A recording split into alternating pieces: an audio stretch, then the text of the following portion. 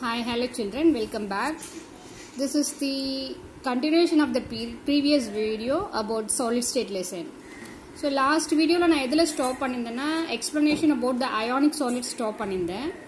So the main point vandu nee book vechi padikkiradha unakku eppo nalladhu. So book laye na unakku explain pandren.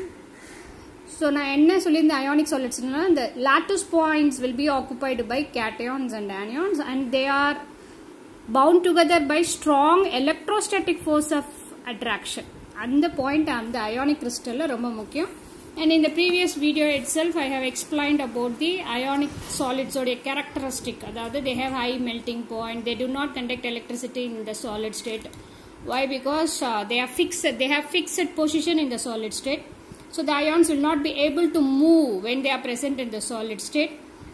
But when we are dissolving the ionic crystal in liquid, in water, the ions will become free and they will move from one place to another place. And when we are passing the electric current, the cations will be moving towards the cathode and the anions will be moving towards the anode.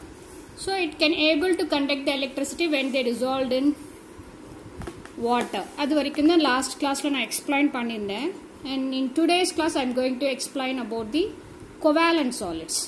So the whole crystalline structure is called crystal lattice, and each point in the crystal is called lattice point. And in the covalent crystal for example diamond diamond la vandu enna atoms connect aayirukku pathina carbon atoms connect aayirukku eppadi connect aayirukku pathina tetrahedral arrangement la connect aayirukku. So இந்த மாதிரி தான் வந்து உங்களுக்கு carbons வந்து எங்க connect ஆயிருக்கும்னா tetrahedrally they will be connected in diamond. அப்ப tetrahedrally they will be connected in diamond பாத்தீங்கன்னா இங்க carbon atoms are at each lattice point. ஒரு lattice pointலயும் எனக்கு என்ன இருக்கும்னா கார்பன் இருக்கும். அந்த கார்பன்ஸ் வந்து எப்படி கனெக்ட் ஆயிருக்கும்னு பாத்தீங்கன்னா through covalent bond கனெக்ட் ஆயிருக்கும். இப்போ இதே நீ ஹெக்ஸகன்ஸ் அதாவது கிராஃபைட்டோட இது வந்து tetrahedral arrangement எங்க இருக்கும்னு பாத்தீங்கன்னா டைமண்ட்ல இருக்கும். And உன்னோட கிராஃபைட்ல நீ எடுத்துக்கிட்டீங்கன்னா இங்க வந்து கார்பன் வந்து எப்படி இருக்கும்னா ஒரு கார்பன் 3 கார்பனோட கனெக்ட் ஆயிருக்கும். அதாவது ஹெக்ஸகன்ஸா இருக்கும். இந்த மாதிரி இருக்கும்.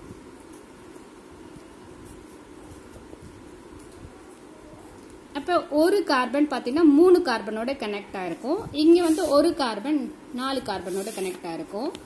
அப்ப இது வந்து ஹெக்ஸகனல் லேயர்ஸா இருக்கும் எங்கன்னா கிராஃபைட்ல. அப்ப ஒரு கிறிஸ்டல் ஸ்ட்ரக்சர் நீ எடுத்துக்கிட்டீங்கன்னா அந்த கிறிஸ்டல் ஸ்ட்ரக்சர்ல இருக்க ஒரு பாயிண்டையும் நீ லாட்டிஸ் பாயிண்ட் கன்சிடர் பண்ணினா அந்த ஒரு லாட்டிஸ் பாயிண்ட்லயும் என்ன இருக்கும்னா ஆட்டம்ஸ் இருக்கும். அந்த ஆட்டம்ஸ் வந்து எப்படி கனெக்ட் ஆயிருக்கும்னு பாத்தீங்கன்னா கோவேலன்ட்லி கனெக்ட் ஆயிருக்கும். கோவேலன்ட் த்ரூ கோவேலன்ட் பாண்ட் கனெக்ட் ஆயிருக்கும். அந்த மாதிரி கிறிஸ்டலை நம்ம என்னன்னு சொல்லலாம்னா கோவேலன்ட் சாலிட்ஸ்னு சொல்லலாம். So in covalent solid the constituents are atoms and they are bound together in a three-dimensional network entirely by covalent bond. நல்ல டிஃபரன்ஸ் தெரிஞ்சுக்கோ. அயானிக் கிறிஸ்டல்ல ஒரு lattice pointலயும் cationum anion இருக்கும் and they will be joined together through strong electrostatic force of attraction. இங்கே வந்து ஒரு lattice pointலயும் atoms இருக்கும் and என்ன connectivity அதுக்குள்ள நடுவுல இருக்குன்னு பாத்தீங்கன்னா covalent bond இருக்கும். எக்ஸாம்பிள் டைமண்ட்ல கார்பன்ஸ் வந்து கோவேலன்ட் பாண்ட்ல கனெக்ட் ஆயிருக்கும். இது டெட்ராஹெட்ரல் அரேஞ்ச்மெண்ட். ஒரு கார்பன் 4 கார்பனோட அரேஞ்ச் ஆயிருக்கும். இது டைமண்ட்ல. அதே போல சிலிக்கன் கார்பைடு, கிராஃபைட் இதெல்லாம் நம்ம எக்ஸாம்பிளா என்ன சாலிட்க்கு சொல்லலாம்னா கோவேலன்ட் சாலிட்க்கு சொல்லலாம். And such covalent network crystals are very hot. They have high melting point. They are usually poor thermal and electrical conductors. அடுத்தது பாத்தீங்கன்னா மாலிகுலர். தேர்ட் டைப் பாத்தீங்கன்னா மாலிகுலர் சாலிட். மாலிகுலர் சாலிட்ல ஒரு லாட்டிஸ் பாயிண்ட்லயும் நியூட்ரல் மாலிகுல்ஸ் இருக்கும். சோ இங்க ionic கிறிஸ்டல்ல ஒரு lattice பாயிண்ட்லயும் ions இருக்கும். கோவேலன்ட் கிறிஸ்டல்ல ஒரு lattice பாயிண்ட்லயும் atoms இருக்கும். மாலிகுலர் சாலிட்ஸ்ல ஒரு லாட்டிஸ் பாயிண்ட்லயும் நியூட்ரல் மாலிகுல்ஸ் இருக்கும். ஃபார் எக்ஸாம்பிள் ஐஸ் எடுத்துக்கிட்டேன்னா எனக்கு ஒரு லாட்டிஸ் பாயிண்ட்லயும் ஒரு வாட்டர் மாலிகுல் இருக்கும். So they are held together by என்ன force of attraction நீங்க பாத்தீங்கன்னா weak van der Waals force of attraction and they are soft and they do not conduct electricity. இது வந்து molecular solids. இந்த molecular solids நான் 3 வகையா again பிரிக்கலாம். எப்படி பிரிக்கலாம்னு பாத்தீங்கன்னா non polar molecular solid, polar molecular solid and hydrogen bonded. இந்த மாதிரி 3 வகையா பிரிக்கலாம். அப்ப அதுக்கு உனக்கு முதல்ல what is the difference between non-polar covalent bond and covalent bond தெரியணும். For example, இப்ப XA is the electronegativity of A and XB is the electronegativity of B, and XA is greater than XB, then that means they differ in their electronegativity. Na the bond present between the atom is polar covalent bond. For example, இப்ப நான் water எடுத்துக்கிறேன். Hydrogen ஒரு பக்கம் இருக்கு, ஒரு பக்கம் oxygen இருக்கு. ஹைட்ரஜனோட எலக்ட்ரோநெகட்டிவிட்டி, that means ஹைட்ரஜனோட electronegativity is less than electronegativity of oxygen. அப்ப என்ன, oxygen is highly electronegative than ஹைட்ரஜனுக்குள்ள எனக்கு வந்து இந்த பாண்ட், இந்த ஹைட்ரஜனுக்கும் ஆக்சிஜனுக்கும் நடுவில் இருக்க பாண்ட் என்ன பாண்ட்னா போலார் கோவேலன்ட் பாண்ட். இதே நான் ஹைட்ரஜன் மாலிகுல் எடுத்துக்கிறேன்னு வச்சுக்கோயே, ஹைட்ரஜனுக்கும் நடுவில் தான் என்னோட பாண்ட். இந்த கோவேலன்ட் பாண்ட் வந்து ஹைட்ரஜனுக்கும் இது என்ன மாலிகுல்னு எடுத்துக்கிறேன்னா H2. இந்த H2ல பாத்தீங்கன்னா XA is equal to XB. அப்ப XA is greater than XB னா it is polar covalent bond, and XA is equal to XB. The second condition is XA is equal to XB னா the bond is said to be non-polar covalent. உனக்கு சொல்ற அர்த்தம் புரியுதா? அதாவது ஹைட்ரஜனுக்கும் ஆக்சிஜனுக்கும் நடுவில் covalent bond. Electronegativity of hydrogen is less than that of electronegativity of oxygen. The pair of electron can be able to shift it towards the oxygen, and oxygenல எனக்கு negative charge உருவாகும், ஹைட்ரஜன்ல பாசிட்டிவ் சார்ஜ் உருவாகும். That means positive density அதிகமா இருக்கும், இங்க negative density அதிகமா இருக்கும். இது டைபோல்னு சொல்லுவாங்க, இங்க டைபோல் கிரியேஷன் ஹேப்பன்ஸ்னு சொல்லுவாங்க. இந்த பாண்ட போலார் கோவேலன்ட் பாண்ட்னு சொல்லுவாங்க. இதே வந்து என்னோட மாலிகுல் ஹைட்ரஜன்னா electronegativity of A is equal to electronegativity of B னுக்குள்ள இதுவும் கோவேலன்ட் பாண்ட் தான். இந்த கோவேலன்ட் பாண்டுக்கு என்ன பேருனா நான் போலார் கோவேலன்ட் பாண்ட். அப்ப உன்னுடைய மாலிகுலர் கிறிஸ்டல்ல each lattice point is occupied மாலிகுல்ஸ்னுக்குள்ள அந்த மாலிகுல்ஸ்க்கு நடுவில் இருக்க பாண்டை பொறுத்து நீ 3 வகையா பிரிக்கலாம். எப்படின்னா நான் polar molecular solid, polar molecular solid and hydrogen bond. அப்ப in non-polar molecular solid, constituent molecules are held together by weak dispersion force or London force. என்ன ஃபோர்ஸ் இருக்கும் மாலிகுல், ஒரு மாலிகுலுக்கு இன்னொரு மாலிகுலுக்கு நடுவில் என்ன ஃபோர்ஸ் இருக்கும்னு பார்த்தீங்கன்னா லண்டன் ஃபோர்ஸ் இருக்கும். இப்போ they have low melting point and are usually in liquid. Usually they will be present in liquid state or gaseous state at room temperature. Example naphthalene, anthracene. நாப்தலினோட structure என்னன்னு பார்த்தீங்கன்னா இது, அதாவது 2 benzene ring சேத்தாப்பில் இருக்கிறது. இது வந்து நாப்தலினோட ஸ்ட்ரக்சர். இப்போ நாப்தலினோட ஸ்ட்ரக்சரில் உனக்கு எல்லாமே கார்பன் ஆட்டம்ஸ் தான் கனெக்ட் ஆயிருக்கு.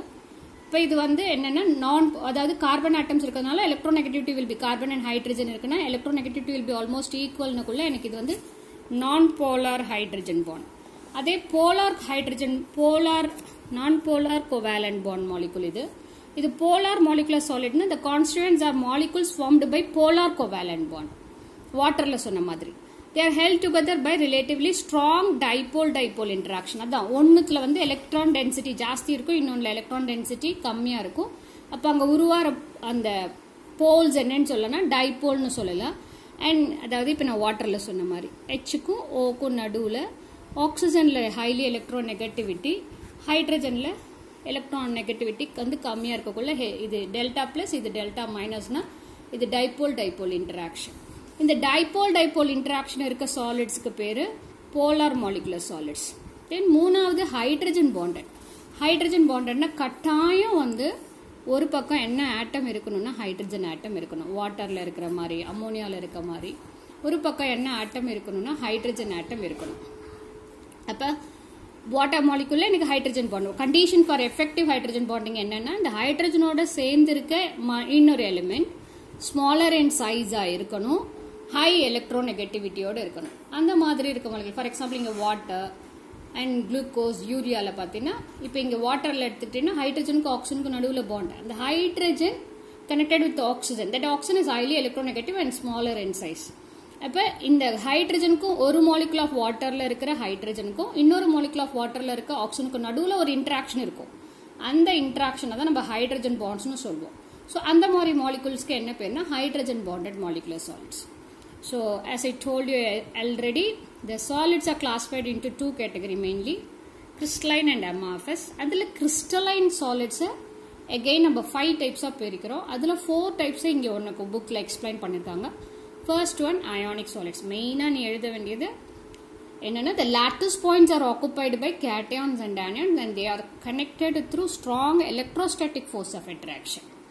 அடுத்தது covalent solids. Covalent solidsல each lattice point is occupied by atoms and the atoms are connected through covalent bonds. Okay. The third one molecular solid. Molecular solidல each lattice point will be occupied by molecules and there will be a weak van der Waals force of interaction will be present between the molecules. அப்படின்னு சொல்றேன். அதுல 3 வகை சொல்றேன். Non-polar molecular solid, polar molecular solid, hydrogen bonded molecular solid. Non-polar molecular solid அந்த moleculeக்கு நடுவுல இருக்க interaction non-polar covalent bond இருக்கும்.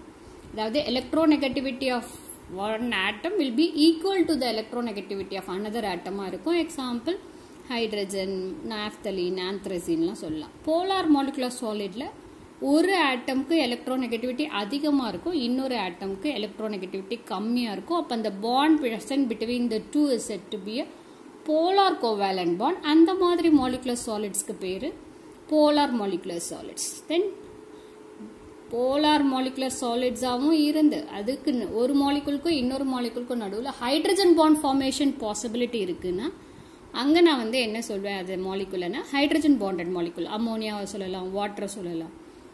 அப்போ இதெல்லாம் வந்து என்ன ஹைட்ரஜன் பாண்டட் மாலிகுலர் சாலிட்ஸ் கேட்டகரியில் வரும். நெக்ஸ்ட் ஒன் வந்து மெட்டாலிக் சாலிட்ஸ். மெட்டாலிக் சாலிட்ஸ்ன்றது என்ன, மெட்டல் அயான்ஸ் தான் ஒன்னோடது இருக்கும். இப்போ அந்த மெட்டல் அயான்ஸ்க்கு நடுவில் இருக்க பாண்டிங்கை தான் நான் மெட்டாலிக் பாண்ட் அப்படின்னு சொல்லுவேன். ஸோ மெட்டாலிக் சாலிட்ஸில் பார்த்தீங்கன்னா lattice points are occupied by the positive metal ions. For example இப்போ காப்பர் சாலிட் இருக்குது இல்லை அயன் சாலிட் இருக்குன்னா ஒரு lattice பாயிண்ட்லையும் காப்பர் 2+ அயான் இல்லை காப்பர் + அயான் இல்லை அயன் 2+ அயான் இல்லை அயன் 3+ அயான் அந்த மெட்டல் அயான்ஸ் ப்ரெசென்ட் ஆயிருக்கும். அது லூஸ் பண்ணிச்சுல, இப்போ காப்பர் மெட்டல் இருக்குது அப்படின்னா காப்பர் 2+ அயானா அது இருக்குது அப்படின்னா அந்த காப்பர் 2+ அயான் என்ன பண்ணியிருக்கோம், 2 எலக்ட்ரான் லூஸ் பண்ணியிருக்கும். அந்த எலக்ட்ரான்ஸ் அங்கே இருக்கும் அதை சுற்றிலும், அந்த பாசிட்டிவ் அயான்ஸை சுற்றிலும். அப்போ அந்த சி ஆஃப் மொபைல் எலக்ட்ரான்ஸ்க்கு நடுவில் தான் அந்த பாசிட்டிவ் அயான்ஸ் இருக்கிறத நம்ம கன்சிடர் பண்ணுறோம். அந்த பாசிட்டிவ் அயானுக்கும் அந்த நெகட்டிவ் எலக்ட்ரான்ஸ்க்கு நடுவில் இருக்க இன்டராக்ஷனை தான் நம்ம மெட்டாலிக் பாண்ட்னு சொல்கிறோம். ஸோ ஆல் த மெட்டல்ஸை வந்து நம்ம என்ன சாலிடாக கன்சிடர் பண்ணலாம்னா மெட்டாலிக் சாலிடாக கன்சிடர் பண்ணலாம். இது clear. So 4 types of crystalline solids அதுதான் இந்த வீடியோவில் நான் எக்ஸ்பிளைன் பண்ணியிருக்கேன். ஸோ உங்களோட புக்கு வச்சுட்டு நீங்கள் ரீட் பண்ணுங்கள். அண்ட் ஏதாவது உங்களுக்கு டவுட் இருந்தால் கமெண்ட் செக்ஷனில் போடுங்க. Thank you children.